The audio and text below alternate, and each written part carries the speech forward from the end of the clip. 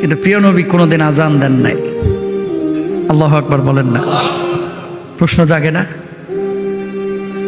যে আজান দিয়ে মানুষকে নামাজের জন্য ডাকা হয়, এ আজান নবীজি কোনোদিন দেন নাই কেন হুজুর?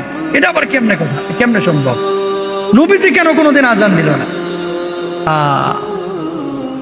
আল্লাহর নবী স্পেসিফিক নিজে কোনোদিন বলেন নাই এই কারণে আমি আজান দেই নাই, কিন্তু মুহাদ্দিসিনরা যারা গবেষক ওনারা রিসার্চ করে কয়েকটা বিষয় বের করেছেন এবং এটাই বাস্তব। এই কারণে নবীজি আজান দেন নাই। নবীজি যেটা নিয়মিত করতো সেটা কি হয়ে যাইতো? ফরজ হইলে এটা মানে মানা, পালন করা, বাস্তবায়ন করা আপনার উপর আবশ্যক হয়ে যাইতো না? বুঝেন কথা? মায়ার নবী, রহমতের নবী, দয়ার নবী, এই জন্য প্রতিদিন 20 রাকাত উনি তারাবির নামাজ পড়েন নাই। কেন? যদি পড়ি, ফরজ যদি হয়ে যায়, আমার উম্মতের কষ্ট হবে। আজান যদি নবীজি দিতেন নিয়মিত, এই আজানটা দেওয়া এখন হচ্ছে কি সুন্নাহ। আপনি যদি আজান না দিয়েও নামাজ পড়ায়, আজকে ধরেন ইমাম সাহেব আজান দেন নাই বা মুয়াজ্জিন আজান দেয় নাই, আমি যদি নামাজ পড়ায় দিই নামাজ হয়ে যাবে। নামাজ আজান দেওয়া কি সুন্নাহ? কি সুন্নাহ? নামাজ হয়ে যাবে। কিন্তু নবীজি যদি নিজে প্রতিদিন আজান দিতেন, আজান দেওয়াটা ফরজ হয়ে যাইত। নবীজি যদি কোনো কাজ আদেশ করেন যে এই কাজটা তুমি করো, এটা আপনার আমার মানা আবশ্যক হয়ে যায়, ঠিক কিনা? আজান, আল্লাহু আকবার, আল্লাহু আকবার, আল্লাহ সবচেয়ে বড়, আল্লাহ ছাড়া কোনো মাবুদ নেই, মুহাম্মদ রাসূলুল্লাহ সাল্লাল্লাহু আলাইহি ওয়াসাল্লাম আল্লাহর নবী, হাইয়া আলাস সালাহ, নামাজের জন্য আসো, নামাজের জন্য মসজিদে আসো, নামাজের দিকে আসো, কল্যাণের দিকে আসো, এগুলো কি আহ্বান। বেলাল রাদিয়াল্লাহু তাআলা আহ্বান করেছেন, আপনি আমি আহ্বান করছি, এটার কারণে ফরজ হবে না। কিন্তু নবীজি কোনো আদেশ করলে যার কানের মধ্যে এটা ঢুকে যাবে তাকে অবশ্যই মসজিদে আসতে হবে, ঠিক কিনা? নবীজি এই কারণে কি করেছেন?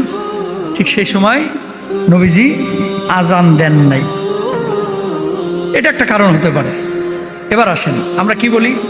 আশহাদু আন্না মুহাম্মাদান রাসূলুল্লাহ, আল্লাহু আকবার বলি না? আমি সাক্ষ্য দিচ্ছি যে মুহাম্মদ সাল্লাল্লাহু আলাইহি ওয়াসাল্লাম আল্লাহর প্রেরিত রাসূল। এখন নবীজি নিজেই তো রাসূল, উনি যদি আবার এই কথা বলে সাক্ষী দেয়, মানুষ মনে করতে পারে তার মানে ওনার পরে আরো কোনো নবী থাকতে পারে, ঠিক কিনা? এই জন্য আল্লাহর নবী কি করেন নাই? আজান দেন নাই। সুবহানাল্লাহ কর না? নবীজি বসে আছেন, আর কোনো সাহাবী নবীজিকে টপকায় এসে ইমামতি করবে? এত বড় কলিজা কোনো সাহাবীর হন নাই, হয় নাই। আল্লাহু আকবার বলেন। বরং নবীজি সবসময় কি ইমাম ছিলেন। কিন্তু মৃত্যুর আগে নবীজি যখন মাজুর হয়ে গেছিলেন, দুর্বল হয়ে গেছিলেন, আবু বকর সিদ্দিক রাদিয়াল্লাহু তাআলা আনহুকে আল্লাহর নবী ইমামতির দায়িত্ব দিয়েছিলেন। এবং এমন ঘটনা ঘটেছে, আবু বকর ইমামতি করছেন, আমার আপনার পেয়ারা নবী পেছনে গিয়ে নামাজ পড়ছেন। তো নবীজি ইমাম, ইমামের দায়িত্ব কি? নামাজ পড়ানো। মুয়াজ্জিনের দায়িত্ব কি? আজান দেওয়া। কথা বুঝছেন?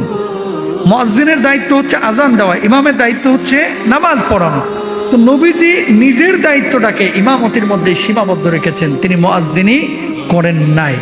এখানেও আমানতের পরিচয় দিয়েছেন। সুবহানাল্লাহ বলেন। প্রিয় ভাইরা আমার, তো নবীজি সাল্লাল্লাহু আলাইহি ওয়াসাল্লাম কি কারণে আজান দেন নাই? মুয়াজ্জিনের এত সম্মানের কথা তিনি বললেন, অথচ নিজে আজান দিলেন না, এটা কিভাবে সম্ভব? মুহাদ্দিসিনরা এই কয়েকটা কারণ বলেছেন, অন্য কোনো কারণ থাকতে পারে, এটা আল্লাহ তাআলা ভালো জানেন। নবীজি যেহেতু নিজে স্পেসিফিক বলেন নাই, আপনি আমি বলতে পারবো না।